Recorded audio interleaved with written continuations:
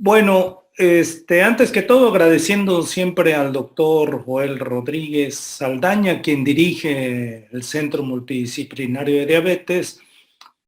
Viendo los videos, quiero decirles que la experiencia, yo tengo más de 30 años atendiendo personas con esta enfermedad, nos nos hace colocarnos en un lugar de la sociedad indispensable como es la responsabilidad de tratar a estos pacientes.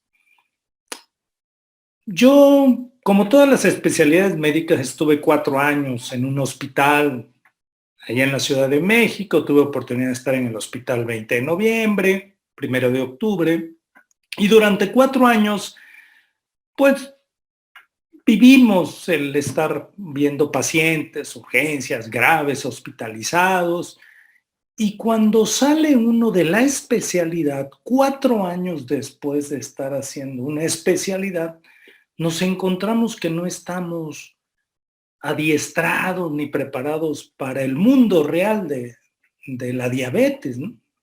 El mundo real de la diabetes es tener a esa paciente con necesidades propias y específicas de atender esta enfermedad. Entonces, realmente la diabetes es multifactorial en todos sus aspectos, en un aspecto social, es multifactorial en su génesis fisiopatológica, es multifactorial en su terapia. Y a lo largo de todos estos años, pues me he dado cuenta, nos hemos dado cuenta y estamos convencidos que pese a los grandes avances que hay en medicina, hemos avanzado los últimos 30 años en mucha tecnología, en nuevos medicamentos. Definitivamente la educación y el estar responsabilizados y estar empáticos con el paciente es lo más importante. Los medicamentos son los mismos en Estados Unidos, Europa y México. Los libros son los mismos, pero los pacientes no. Entonces yo creo que el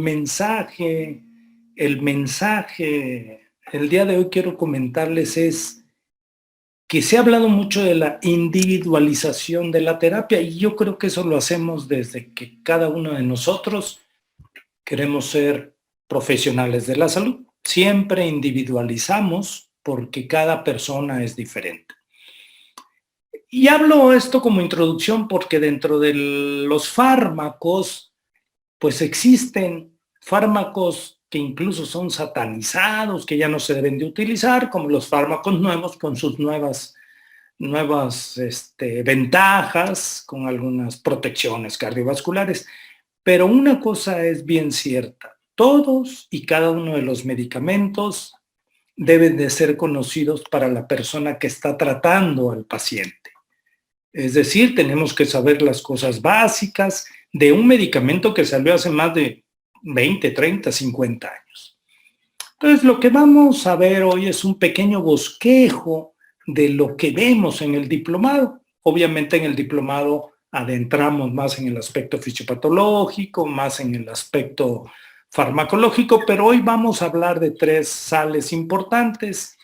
Siempre que hablamos de medicamentos, es importante el reconocer que todavía no alcanzamos nuestras metas. Realmente el porcentaje de personas en México y en todo el mundo que se encuentra en metas es muy bajo, ¿no? Eso es un reto para todos los que estamos responsabilizados de tratar a los pacientes. Y hay muchos factores políticos, económicos, factores de tolerancia, factores incluso hasta con quién vive el paciente. Por ejemplo, sabemos que los nuevos medicamentos, independientemente del costo, tienen ciertas ventajas en el aspecto cardiovascular. Pero este paciente vive en una zona rural, no tiene para comprar un análogo de receptores de GLP-1 ni para comprar un inhibidor de y SGLT2. Y allá tenemos en una clínica rural metformina, glibenclamida, insulina intermedia, insulina regular. No tenemos ni análogos de insulina rápida. Bueno, nosotros estamos responsabilizados del manejo de este paciente con lo que tenemos en ese momento y con el paciente enfrente. Entonces, como verán, realmente el tratar a cada paciente, pues es bien diferente. No a todos podemos aplicarle una nueva terapia o la terapia más cara ni la terapia con más ventajas, sino que tenemos que individualizar, a eso se refiere. Y bueno, esto es dentro de los muchos factores, ¿no? Otro factor es los propios médicos. A veces no estamos conscientes de la necesidad de cambio de la terapia. No, usted cuídese, échele ganas, coma bien, y no pasamos de ahí. Y el paciente pasa el tiempo con su glucosa alta, y esta glucosa alta, cada día que está alta, representa daño celular, daño tisular y complicaciones a futuro. Entonces, el compromiso de cada uno de nosotros es elegir la mejor terapia para el paciente que tenemos enfrente. Entonces, la conclusión o la intención de esto es revisar cada uno de los fármacos y esto aplicarlo con el paciente que vamos a tener enfrente de nosotros, ¿no? Entonces, muchas veces decimos, ¿qué fármaco vamos a utilizar? A veces el que tengamos, el que el paciente pueda comprar. Hay pacientes que dicen, no me voy a poner la insulina, me la aplique o no me la aplique.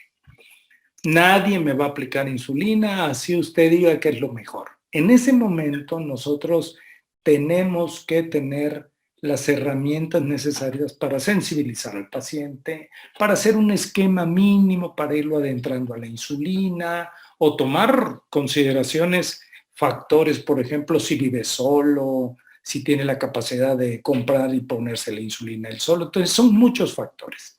¿Qué fármaco vamos a utilizar? Eso es importante definirlo a la hora del caso clínico. Pero para todo esto, siempre tenemos que reconocer que la fisiopatología puede dirigirnos a nosotros hacia dónde indicar un medicamento. Podemos tomar en cuenta la misma fisiopatología de la diabetes, si en un paciente predomina la resistencia a la insulina o no. La historia natural, no es lo mismo tratar a un paciente recién diagnosticado que un paciente que ya tiene complicaciones crónicas. Hay que tomar en cuenta la seguridad del medicamento para ese paciente, no el riesgo que pueda tener al tomar ciertos medicamentos o no. Entonces son muchos factores. Realmente el manejo de la diabetes es un arte, porque si no agarramos un cartabón ya todos los tratamos igual. Entonces es el arte. Y a la hora de seleccionar un tratamiento para la diabetes tenemos que ver la efectividad. Si el paciente tiene la glucosilada muy alta, entonces tenemos que buscar una combinación que pueda reducir porcentajes altos de glucosilada. Sus efectos extraglucémicos, es decir, si un paciente tiene hiperlipidemia, si un paciente tiene insuficiencia cardíaca, si un paciente tiene hipertensión, vamos a buscar un medicamento que pueda, aunado a mejorar el azúcar, que mejore estos aspectos, que sea seguro según el paciente, que lo tolere, que sea de fácil uso, y el costo también es importante por lo que el ejemplo que les ponía, ¿no?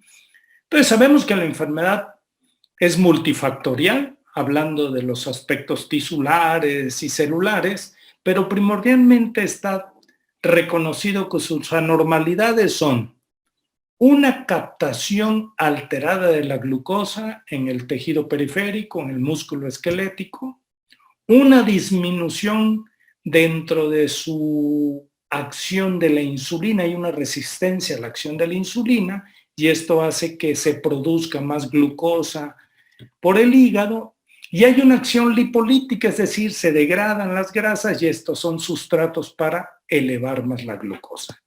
Y por el otro lado, la célula beta reduce su capacidad de secreción. La diabetes es un estado de malnutrición, es un estado catabólico. Normalmente nosotros nos alimentamos para tener energía, para que la célula funcione a todos los niveles, y nuestros 3 macronutrientes importantes, los carbohidratos, las proteínas y las grasas, ingresan al organismo, la insulina las reparte, hace sus reservas y las introduce a la célula. En la diabetes este mecanismo está alterado y todo, en lugar de guardarse, se tira. Entonces hay hiperlipidemia, liberación de ácidos grasos, no entra la glucosa al músculo, se queda en la sangre, no entra al hígado y el hígado produce más glucosa, entonces también hay hiperglucemia. Entonces, realmente lo que sucede en la diabetes es este estado de catabolismo propiamente dicho. Entonces, la concentración de glucosa se determina porque la célula beta secreta insulina, a la hora que comemos secreta insulina y esta insulina reparte estos nutrientes. Y esa insulina sensibiliza a los tejidos para que puedan captar esa glucosa. Cuando se pierde este control, pues sobreviene la diabetes, ¿no? Ya sea que no está produciendo suficiente diabetes, su insulina, el páncreas o los tejidos no tienen esa capacidad de sensibilizar adecuadamente la acción de la insulina. Y la resistencia a la insulina se define como un efecto biológico de la insulina menor a lo esperado. Yo siempre les pongo el ejemplo de llegar a un salón de clases. Ustedes ahorita tienen una sesión a las 7 de la noche y antes de las 7 ya estaba abierto el salón. ¿Por qué? Porque llegó el que abre el salón con una llave y abrió. Normalmente se abre con una llave, pero sale que hay resistencia a la insulina, resistencia a la llave. Entonces, al cuarto para las 7 que llegó a abrir, no le funciona la llave, entonces utiliza más llaves para abrir. Y ya se gastó 5 llaves ese día, pero abrió. Ustedes llegan a la clase, entran a su clase de las 7, pero no se dieron cuenta que el portero ya gastó 5 llaves en lugar de una. Eso se llama resistencia a la insulina. Y si eso sucede diario, se va a gastar las llaves. Eso es lo que sucede a tal grado que el páncreas se cansa y dice, ya no puedo producir más insulina y sobreviene la diabetes. Dentro de todo este mecanismo es importante hablar de la célula beta y aquí vamos a ver 3 escenarios importantes. La célula beta en reposo.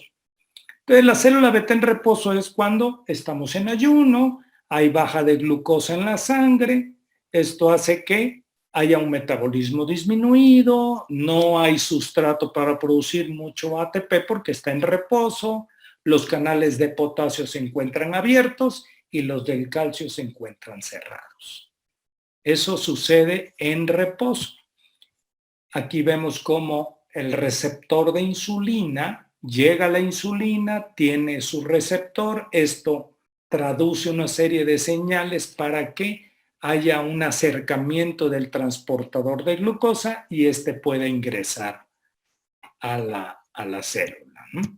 Y aquí vemos cuando la célula beta secreta insulina, hay un alto nivel de glucosa porque se come, una vez que ingresa la glucosa a la sangre, se estimula la secreción y entonces estos transportadores se activan, ingresan la glucosa como sustrato a esa serie de reacciones para generar energía, el famoso ciclo de Krebs.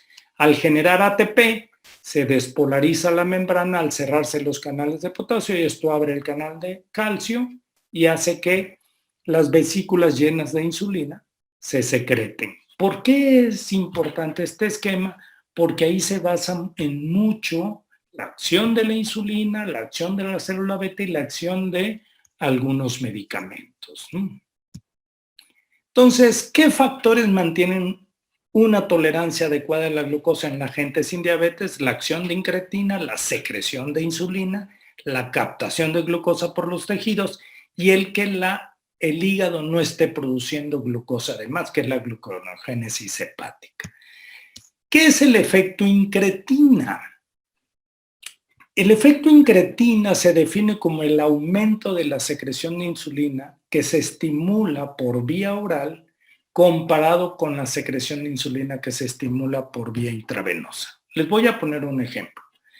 La mitad de un salón le damos glucosa tomada y a la mitad del otro salón le damos glucosa intravenosa. De tal grado que a todos, tanto del lado derecho como del lado izquierdo, les vamos a subir la glucosa a 200. Es decir, pero a uno le metimos la glucosa por la boca y al otro le metimos la glucosa por la vena. ¿Cuál es el resultado de esto? Que los pacientes que reciben la glucosa por la vena no secretan la insulina como el que recibe la glucosa por la boca. Y esto voy a hablar, sucede en pacientes sin diabetes. Vamos a ver del lado izquierdo de la gráfica, vamos a ver sujetos sin diabetes. La curva, la línea azul es la que nos dice esos pacientes que recibieron la glucosa por la boca, la glucosa oral, y cómo una vez que ingresa la glucosa a la sangre se estimula la producción de insulina. Ese es el pico de secreción de insulina.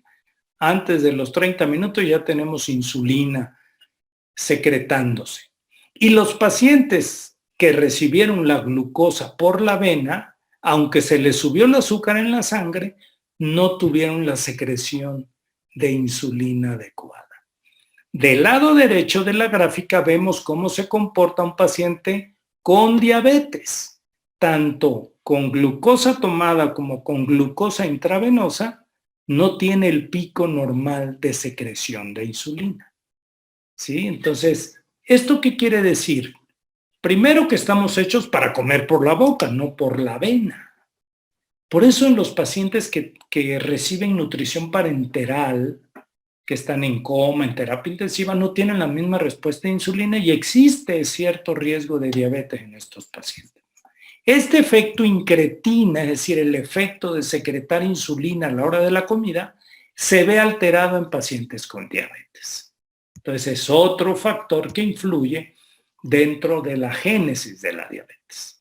Y así vemos aquí dos curvas. La curva naranja son pacientes con diabetes y la curva oscura son sujetos sin diabetes.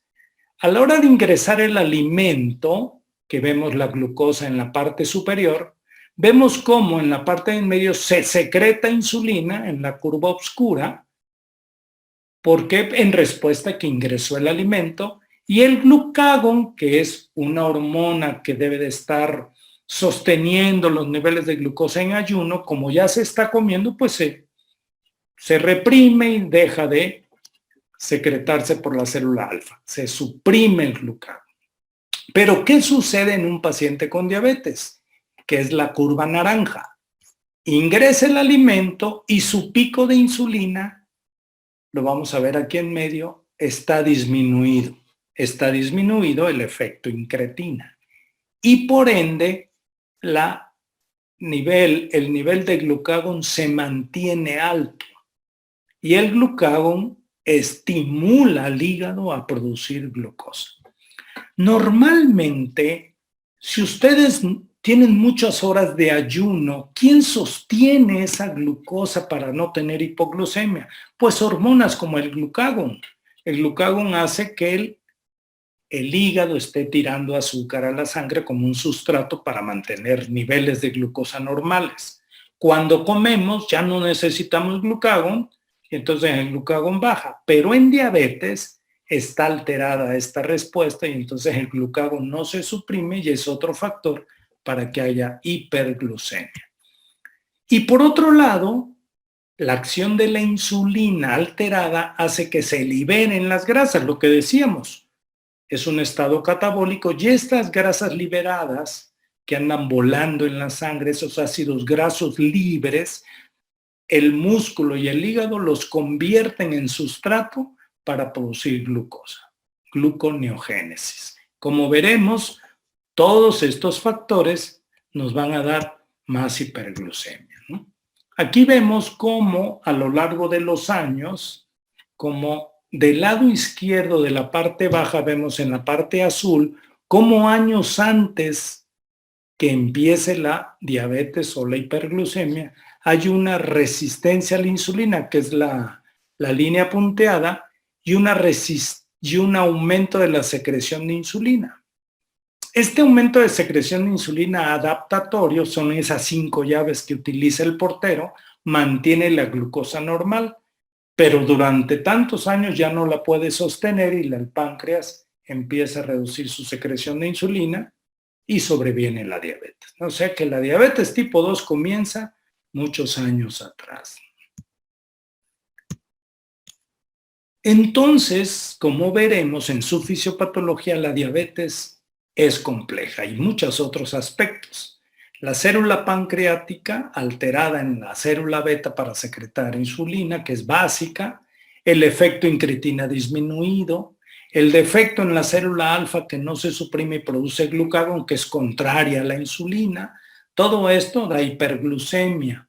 Por otro lado, la resistencia a la insulina a nivel del hígado, del músculo y del tejido adiposo aumenta la producción de glucosa. Por otro lado, el cerebro altera algunos neurotransmisores y entonces la saciedad está alterada. El paciente que tiene sobrepeso y diabetes come más que el paciente que no tiene diabetes. Está alterado ese timbre de saciedad. Y entonces hay fármacos que pueden incidir a ese nivel. Se ha observado que también el bioma, la flora intestinal, el metabolismo intestinal también es parte importante en la génesis de la hiperglucemia. Hay trastornos en los procesos inflamatorios. Ahora que se habla mucho del COVID y de la inflamación molecular, tiene mucho que ver esto. Los pacientes con diabetes que no andan controlados crónicamente ya traen partículas inflamatorias, ¿sí? Y entonces, por eso son factor de riesgo para mortalidad el paciente que no está controlado. Un paciente con diabetes controlado generalmente tiene una evolución como cualquier otra persona, hablando del COVID, ¿no? Y así de muchas enfermedades. El intestino delgado también interviene con una tasa de absorción que se incrementa y hay más hiperglucemia. Y el riñón, que últimamente se le ha dado importancia, el riñón en diabetes produce glucosa, así como el hígado, y también hay una reabsorción aumentada de glucosa, que es por lo que también hay fármacos que a este nivel se han desarrollado para que haya menos hiperglucemia. Entonces, como verán, tenemos muchos puntos de referencia en donde podemos incidir farmacológicamente en la secreción de insulina, dando análogos o secretagogos como los análogos de GLP-1, los inhibidores de DPP-4, estos a través del sistema de incretinas, y los secretagogos clásicos, las sulfonilureas, que son de los antiguos, ¿no? Que vamos a platicar someramente. Por otro lado, aquellos fármacos que disminuyen la secreción de glucagón, como son los que actúan a nivel del sistema de incretinas, como el inhibidor de DPP-4 y análogos de GLP-1. Los que incrementan la sensibilidad o la acción de la insulina a nivel del hígado, como la metformina y las glitazonas. Los que incrementan en la saciedad, disminuyen ese punto de saciedad aumentada, como los análogos de GLP-1. Los análogos de GLP-1 son de los fármacos relacionados con baja de peso, incluso hay algunos aprobados para tratamiento de la obesidad sin tener diabetes, análogos de GLP-1. Los que activan y hacen que haya menos reabsorción de glucosa y se tire glucosa por la orina para que haya menos hiperglucemia, o sea, disminuyen la reabsorción renal de glucosa, como son los inhibidores de SGLT2, los que incrementan la acción de la insulina a nivel de tejido graso, como son las glitazonas, y aquellos que alteran el metabolismo de la glucosa a nivel gastrointestinal. Entonces, como veremos, tenemos muchos puntos en donde incidir farmacológicamente. Aquellos que a nivel muscular también hacen que la insulina funcione mejor y capte mejor glucosa al músculo. Y ahí tenemos las glitazonas y las metforminas. Ustedes ya con este esquema podrán darse cuenta cómo, entendiendo la fisiopatología, pueden hacer combinaciones adecuadas y entender en donde se incide en la fisiopatología de acuerdo al fármaco que se utiliza. Existen muchos algoritmos, guías, consensos, al final de cuentas con alguna base histórica, en base a estudios randomizados, controlados, en base a experiencia, y generalmente todos los consensos, este es un consenso en donde se asocia el grupo americano y el grupo europeo, y bueno, sigue sosteniéndose que la metformina puede seguir siendo la base como medicamento inicial. Aquí es importante que a la hora de individualizar, hay algunos pacientes que no toleran ni la mínima dosis de metformina, entonces ya se cambia, por eso hay que individualizar cada uno de nuestros tratamientos, pero generalmente el consenso dice, si un paciente no tiene contraindicaciones, tolera metformina, dale metformina. Si no alcanza sus metas en 2 meses, ajusta dosis, cambia, agrega medicamentos. Y ahora tratando de individualizar, aquí hay del lado izquierdo pacientes que ya tienen daño vascular, que ya tienen insuficiencia cardíaca, que tienen riesgo cardiovascular aumentado. Entonces, dale un análogo de GLP-1 o dale un inhibidor de SGLT2. Si el paciente tiene mucha tendencia a la hipoglucemia, pues puedes darle medicamentos que tienden a no tener hipoglucemia, como los inhibidores de DPP-4, los análogos de GLP-1, los inhibidores de SGLT2 o glitazonas. O si la cuestión es el costo, pues dale sulfonilureas, dale glitazonas. En general, siempre hay que individualizar. Y en esta gráfica, en este cuadro, yo creo que está muy bien planteado. Del lado derecho vemos cómo se es más o menos estricto según las condiciones del lado izquierdo mencionadas. Por ejemplo, si tenemos pacientes con un riesgo de hiperglucemia y otros efectos adversos de medicamentos, ¿sí? Su glucosilada hay que ser menos estrictos o más estrictos. Si el periodo de enfermedad es largo, es un paciente anciano con una evolución muy larga, probablemente hay que ser menos estricto que los que tengan un diagnóstico reciente. Si su esperanza de vida es baja, es un paciente que ya tiene 90 años, insuficiencia cardíaca, ha tenido infartos, debes de ser menos estricto que un paciente joven sin complicaciones. Si tiene o no comorbilidades, daño renal, daño cardíaco, hay que ser menos estricto que si no las tiene. Ese es el mensaje, la individualización, y esto toma importancia a la hora de elegir un medicamento. Hay que recordar siempre que por cada punto porcentual de glucosilada que disminuyamos, estamos reduciendo riesgos importantes para las complicaciones asociadas a la enfermedad. Y siempre tener en cuenta las metas, la que quieran. Acuérdense que tener la glucosa en metas es importante, tanto en ayunas como postprandial, con unas glucosiladas con sus individualizaciones alrededor de 7. Yo creo que eso es importante. Y bueno, hablando de la metformina, es uno de los medicamentos más antiguos, incluso durante hace unos 30 años desapareció del mercado internacional, en México nunca se retiró, y bueno, se retiró la metformina porque aparentemente estaba asociada a acidosis láctica, pero ya se dieron cuenta que de las sales biguanidas era la única que no tenía esta asociación aumentada por sus características farmacológicas. ¿Qué hace la metformina? Contrarresta la resistencia a la insulina. Ya vimos que resistencia a la insulina es un efecto disminuido de la hormona a nivel tisular, músculo, hígado y tejido adiposo. Es importante, disminuye la hiperglucemia de ayuno y la postprandial.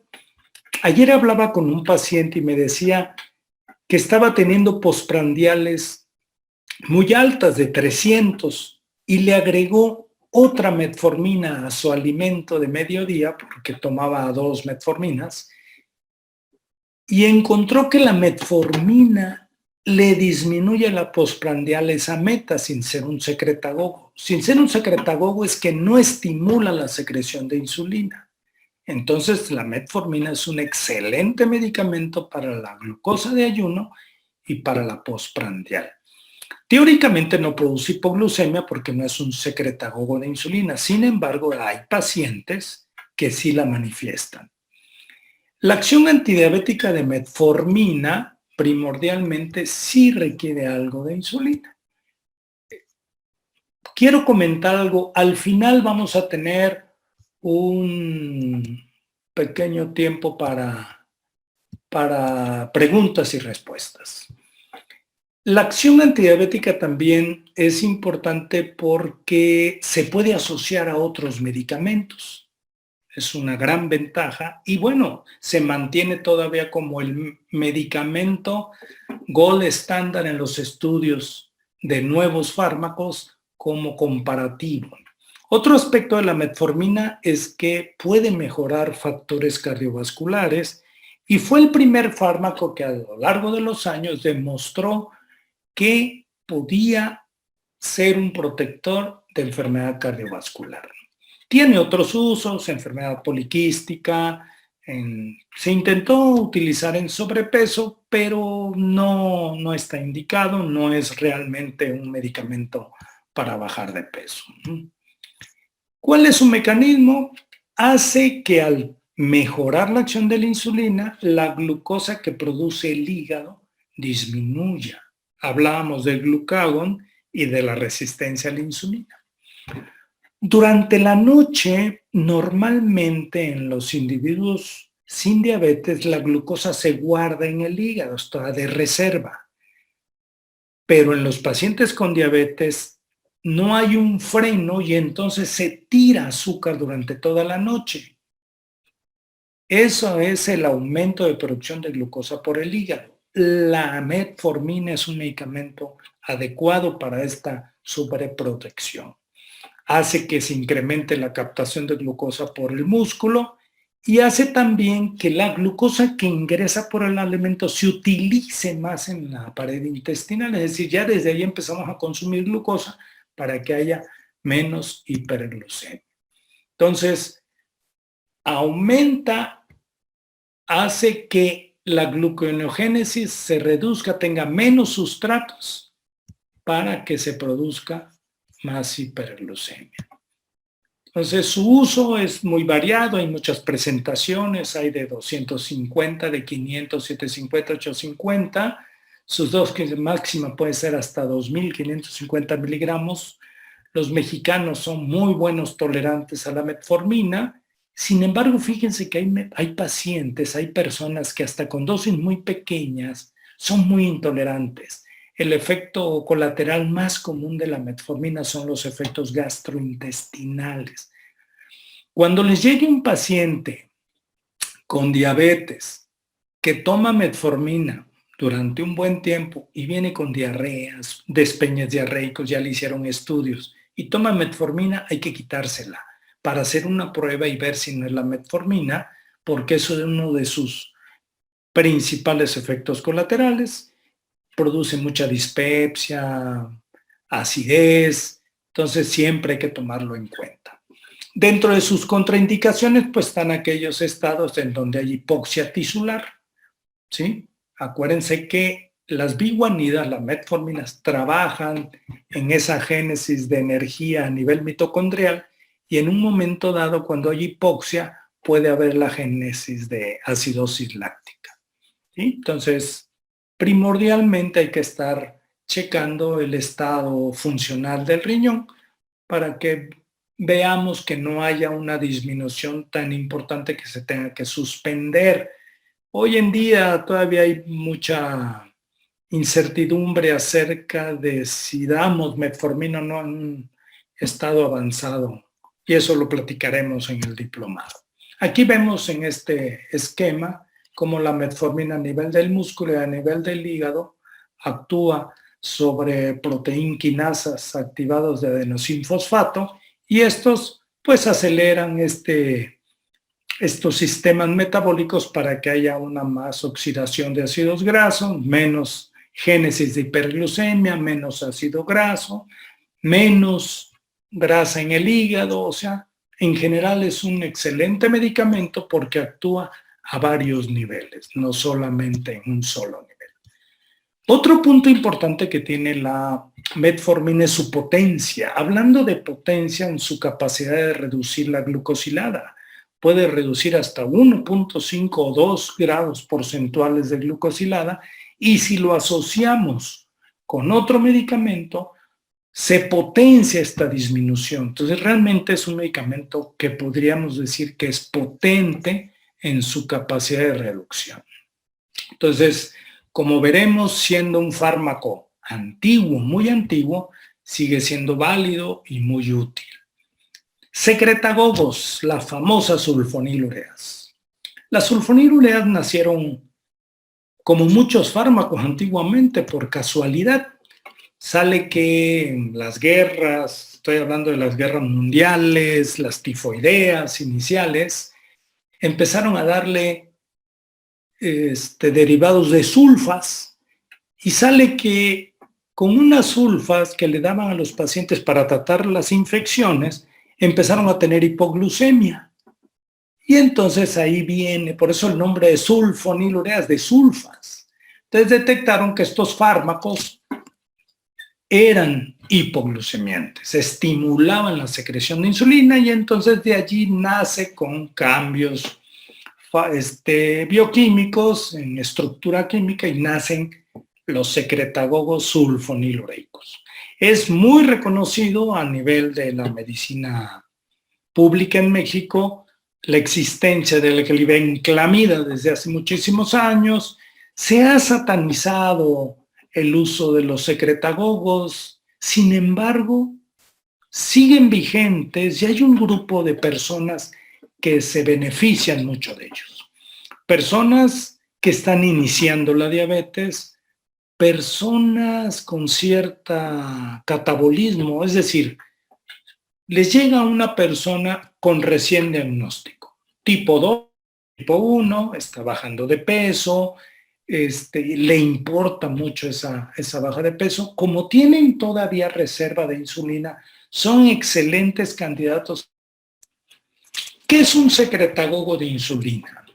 Pues es aquel que va a estimular la producción de insulina por el páncreas. Creo que hay problemas. ¿Sí me escuchan? ¿Víctor? Sí, doctor, lo escuchamos. Ok, es que me apareció un mensaje de que tiene un problema con internet allá. Pero bueno, adelante. Entonces, al secretar o al hacer más sensible a la célula beta, se le llama secretagogo de insulina, por eso su efecto colateral es la hipoglucemia. ¿Y cómo funciona una sulfonilurea? Tal y como vimos en la célula beta. Aquí hay un receptor en la membrana que se llama receptor de sulfonilureas y que lleva ese camino, estimula la producción de ATP, hace que haya una despolarización de la membrana, cierra los canales de potasio, abre los del calcio, y esto hace que haya pues secreción de insulina. Aquí vemos en este esquema como del lado izquierdo está el receptor de glucosa, ese círculo en la membrana, en la superficie de la membrana, un transportador, entra la glucosa, al estimular la producción de ATP, abre estos canales, cierra el canal de potasio, despolariza la membrana, abre la del calcio y se secretan. Como veremos, estos receptores de sulfonilureas funcionan como el receptor de insulina. Esto es importante ver en ese esquema, en la parte superior, cómo vemos la periferia de color ladrillo, y en la parte interna tiene unas subunidades que dice KIR 6.2. Son subunidades que tapizan la parte interior de ese túnel, de ese receptor. ¿Por qué es importante mencionarlo? Ya lo veremos en el diplomado, porque puede haber un polimorfismo genético y esto hace que haya pacientes con mucha susceptibilidad a la hipoglucemia. Son pacientes aún jóvenes que con 5 miligramos, 2.5 tienen unas hipoglucemias severas. Sin embargo, tenemos pacientes de edad avanzada, aunque hay que ser muy precavidos, que utilizan glibenclamida, glimepirida y no tienen nunca hipoglucemia. Entonces, allí es donde entra el polimorfismo y la individualización de los pacientes. Este es un cuadro para detectar que hay o existían muchas sulfonilureas, por si ustedes encuentran todavía algún producto con algunas de ellas. Sin embargo, hoy en día tenemos todavía glipizida, glibenclamida y glimepirida. De todas estas, aparentemente la glimepirida es la de más larga acción y es la que menos aparentemente hipoglucemia produce. En un estudio no muy lejano, recientemente, en el 2018, en el Diabetes Care, se hace un estudio comparativo de la seguridad de estos fármacos en relación a la muerte súbita por arritmias ventriculares, porque se pensó que aumentaba el riesgo cardiovascular. Y encontramos que de las 3 sales existentes en el mercado, la que menos daba este riesgo era la gliburida. La gliburida es la glibenclamida. Entonces, realmente el resultado fue sorprendente. Entonces, habla de que son fármacos que son seguros, ¿no? Entonces, lo que hablábamos, el polimorfismo, estas subunidades de canales de ATP potasio, hace que pueda haber cierta susceptibilidad a la hipoglucemia y algunos factores que más profundamente revisaremos en el diplomado. Contraindicaciones: embarazo, diabetes tipo 1, infecciones severas, y aquí gente o personas que tengan predisposición a hipoglucemia. No las utilicen, no las puedan utilizar. Y aquí quiero comentarles algo. Es más grave la hipoglucemia por sulfonilureas que por insulina. Cuando les dice a una tercera persona, porque ya hay obnubilación, paciente que se desmaya, hay que llevarlo a urgencia porque él ya no puede atenderse por sí solo. Le checamos la glucosa, tiene 40, 50, y entonces en urgencia pues le ponemos un poco de glucosa intravenosa, ya que se despierta le damos glucosa oral y sube la glucosa. El paciente regresa a su estado natural, ya estoy muy bien, lo damos de alta. Va a regresar ese paciente. O sea, el mensaje es: la hipoglucemia por sulfonilureas no las des de alta, tienes que dejarla 12, 24 horas en observación, porque esa glucosa que le ingresaste se va a volver a comer en minutos y el fármaco no se ha eliminado. Lo vemos muchos en personas de edad avanzada o con nefropatía. Sin embargo, la hipoglucemia por insulina no es así, porque la insulina tiene un pico de acción. Esta no está acumulada, entonces hay que evitar dar de alta a un paciente una vez que se recupere. Esto es un tip muy importante porque regresa el paciente y a veces regresa peor, en estado de coma o convulsionando, ¿no? Entonces, recordar ese efecto colateral, la hipoglucemia. Incluso la Asociación de Geriatría de Estados Unidos la proscribió arriba de 65, 70 años desde hace algunos años. Y otro de los fármacos tradicionales de muchos años son las glitazonas. ¿Qué son estas glitazonas? ¿Qué son estos sensibilizadores de insulina? Dentro de la búsqueda de fármacos que pudieran mejorar la fisiopatología de la diabetes, pues se encontró que estudiando esa resistencia a la insulina, había unos receptores nucleares.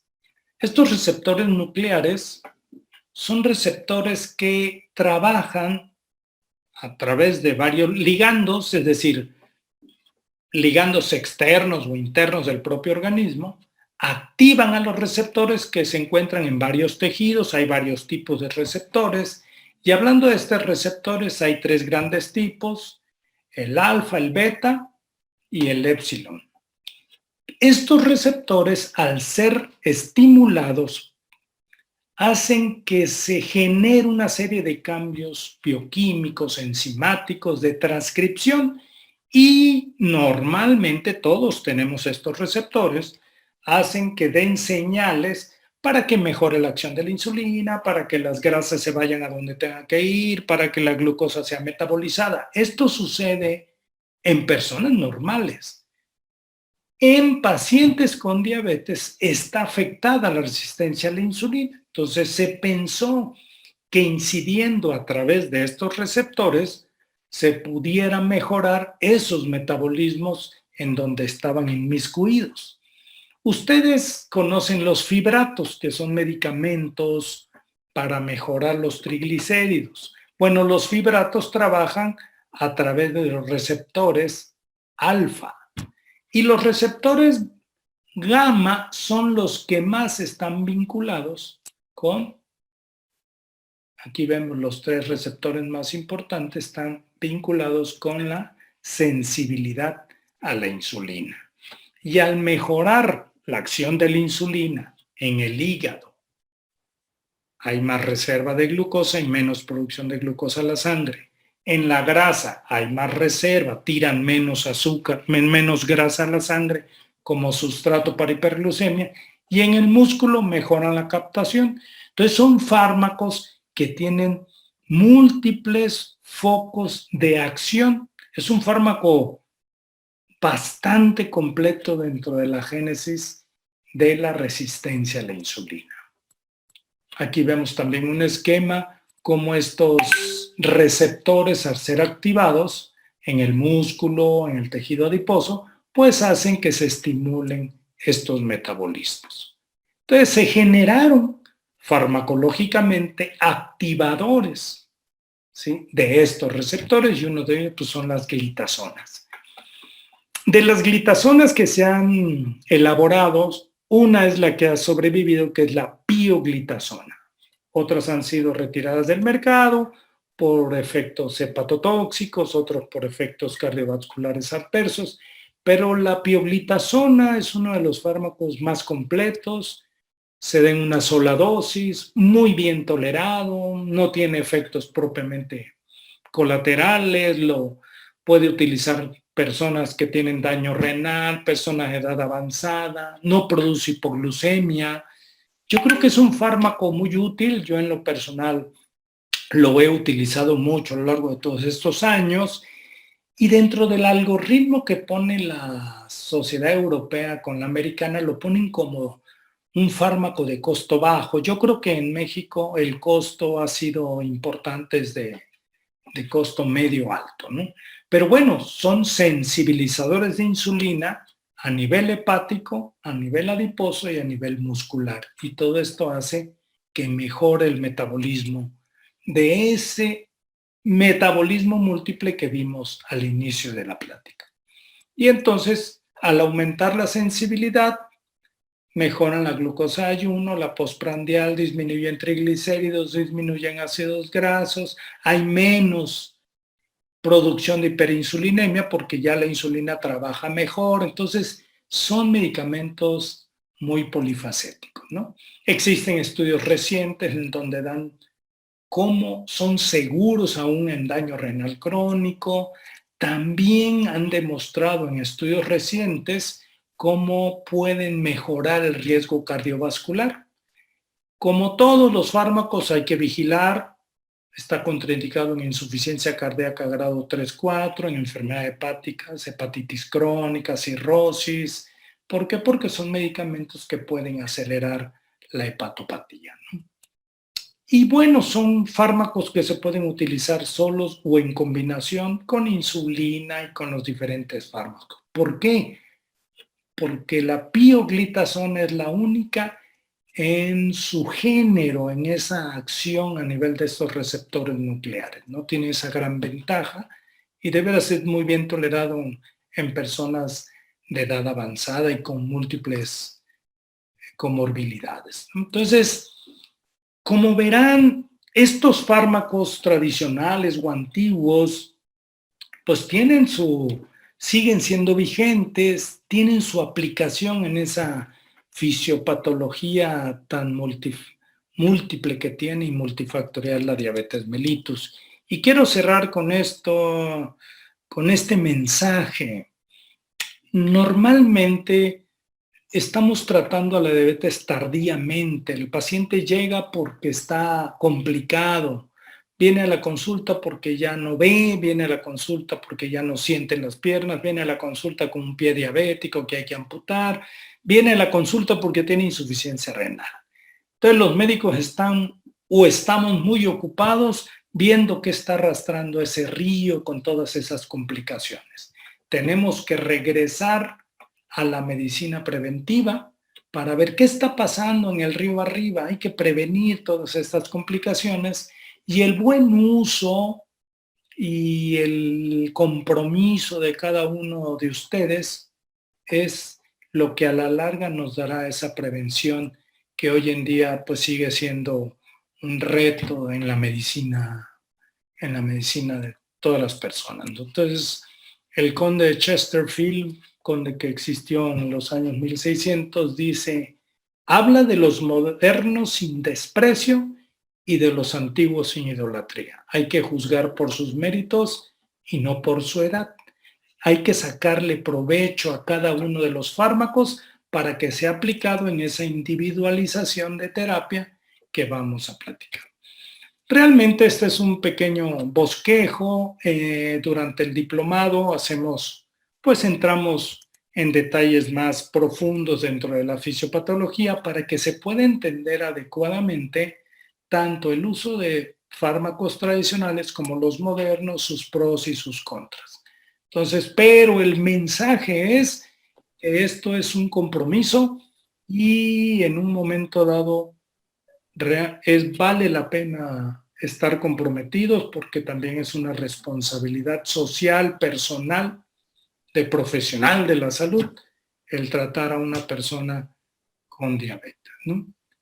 Y bueno, muchas gracias a todo el equipo, gracias a ustedes, están invitados a participar, realmente no se van a arrepentir y creo que tenemos algunas preguntas, no sé. Brenda. Sí, doctor. Hola, buenas noches, doctor. ¿Cómo está? Las leo, tú me las lees, ¿qué hacemos? Se las leo. Muchas gracias por la ponencia, excelente, sumamente completa, aunque sabemos que en el diplomado se aborda con más detalle, pero realmente muy completa la presentación, doctor. Muy bien. Nos preguntan aquí, ¿por qué no intervenir en la dieta en lugar de incrementar dosis de medicamentos? Bueno, a ver, yo creo que sí es importante, esto es un bosquejo. Estábamos hablando de fármacos, pero el tratamiento de la diabetes es multifactorial. La base es alimentación, actividad física, fármacos, educación. Realmente, les decía yo al principio que hay fármacos múltiples y se han venido nuevos fármacos durante todos estos años, pero hemos demostrado que no es suficiente. ¿Por qué? Porque no estamos haciendo el manejo multifactorial. La pregunta la entiendo, pero la plática no era de alimentación. Se entiende que la alimentación, como el fármaco, la educación, la actividad física, forma parte de ese todo terapéutico. Entonces, yo creo que es básico y van dentro del diplomado a ver la importancia de la alimentación. La alimentación ha demostrado que tiene capacidad de reducción de hemoglobina glucosilada y muchas veces es el factor que no está haciendo que los medicamentos trabajen. Si tú ves que un paciente no está llevando adecuadamente un plan de alimentación, no le vas a subir las dosis. Vas a esperar a que se adecúe ese plan de alimentación y ver qué tanto está influyendo, ¿no? Eso está bien descrito dentro de las guías. De acuerdo. Gracias. La metformina causa disminución. Perdón, Brenda. No, adelante. Ana Vera dice, la metformina causa disminución.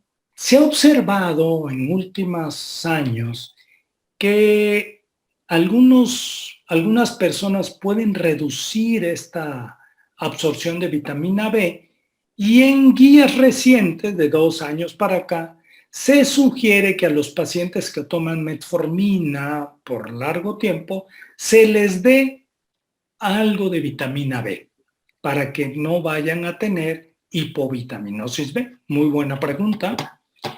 Mónica Silva dice, ¿la metformina se consume antes o después de los alimentos? En general, los medicamentos trabajan de acuerdo a su nivel en sangre. Sin embargo, para cuestión de tolerancia, la metformina hay que darla después del alimento. Y hace su efecto, se absorbe bien y es mejor tolerada. Y Ana Hernández comenta, ¿un paciente con pie diabético es recomendable dar metformina? Sí, yo creo que el pie diabético no es una patología que decida o no la indicación de un medicamento. Son otros factores, la función del riñón, el estado cardiovascular, la edad, la tolerancia, su nivel de glucosa. Pero si el paciente no tiene contraindicación de metformina, sí se le puede dar. El pie diabético no contraindica el uso de medicamentos. ¿Algo más por ahí? Sí, doctor, tenemos unas preguntas en el chat que nos se pusieron acá en preguntas. Ok. Y bueno, nada más comentar que al finalizar ahorita preguntas y respuestas, les vamos a hablar brevemente de lo que es el diplomado y tenemos una oferta especial para los asistentes. Perfecto, perfecto. Buenas noticias. Nos dice Carlos Quesada, por favor, ¿puede ampliar sobre la restricción en el uso de glibenclamida en adultos mayores y el cambio a glicazida para el control metabólico? Muy bien. No la veo en el chat, pero bueno. La glicazida y la glibenclamida y la glimepirida son secretagogos de insulina. La glibenclamida tiene un periodo de acción más corto. Generalmente se utiliza hasta 3 veces al día. Sin embargo, los 3 son igual de potentes, están indicados igual, similarmente, y aquí ya entraría el aspecto del costo, de la tolerancia. Realmente hay un estudio comparativo dentro de estos 3 y pareció que la glicazida da un poquito de porcentaje de menos hipoglucemia. Pero al final de cuentas, si está indicado el secretagogo y lo que tengamos a mano, podemos utilizarlo. Esto ya depende del paciente y del uso y de la experiencia de cada uno. Si no hay contraindicación de hacer cambios entre estos dos, ¿no? Sí, Brenda. ¿Con qué nivel de hemoglobina glicosilada se debe empezar el tratamiento? Bueno, si tú tienes un paciente, nuestra meta es alrededor de 7, ¿sí? Si tú a un paciente ya lo tienes con diabetes diagnosticada y no tiene la glucosilada muy alta, probablemente le vayas a dar un medicamento que no le cause hipoglucemia, una metformina, y si llegas a metas, no necesitas agregar otro medicamento. Se decía que podemos darle la prueba de solo alimentación. Y bueno, hay un grupo muy pequeñito de pacientes que se pueden controlar solamente con la alimentación. Sin embargo, se cuestiona que no estamos haciendo nada fisiopatológicamente y que a la larga esos pacientes van a tener hiperglucemia. Entonces, lo ideal es que tenga su plan de alimentación y dosis muy bajita de un sensibilizador de insulina, ¿sí? Entonces, va a depender del nivel de glucosilada. Si tienes una glucosilada muy alta, pues tienes que pensar que hay fármacos que no reducen más de 1 punto o 2 puntos según el fármaco que vayamos a utilizar. Eso lo vamos a ver en el diplomado precisamente. Por ejemplo, hay fármacos como los inhibidores de alfa-glucosidasas, que aunque des 3 al día no le va a bajar más que medio punto porcentual. Entonces, si este paciente tiene 9 de glucosilada, pues no vamos a llegar a metas, ¿no? ¿Ok? Gracias, doctor. Voy a leer una pregunta más porque ya tenemos el tiempo un poco justo. Sí. Vamos a pedirle, doctor, que nos apoye. Le vamos a enviar las preguntas que no nos dé tiempo, sí, para ver si pudiera contestárnoslas y nosotros compartirlas a través de nuestras redes sociales. Claro. Entonces voy a leer esta. Buenas tardes, doctor. Soy médico pasante de servicio social. Nos llega mucha insulina de acción rápida. yo tengo entendido que esa se aplica con esquema de insulina posterior a tomar la glicemia capilar. ¿Hay alguna otra forma de aplicarla, ya que los pacientes no tienen forma de tomarse la glucosa en casa? Si no tenemos glucómetro, el poner la insulina es mucho riesgo. Yo creo que aquí la insulina rápida se utiliza para los alimentos. Esa es su acción, ese efecto incretina que estamos platicando. ¿Y a quién le vamos a poner insulina rápida? Aquel que ya no tiene secreción de insulina. Entonces, el riesgo de hipoglucemia, el no poder monitorearse, pues definitivamente es más riesgoso ponerla que no. Yo creo que son situaciones de individualización y no por tener mucha insulina rápida la vamos a aplicar, ¿no? Entonces, dependiendo del caso, preferimos poner en estos pacientes una insulina basal.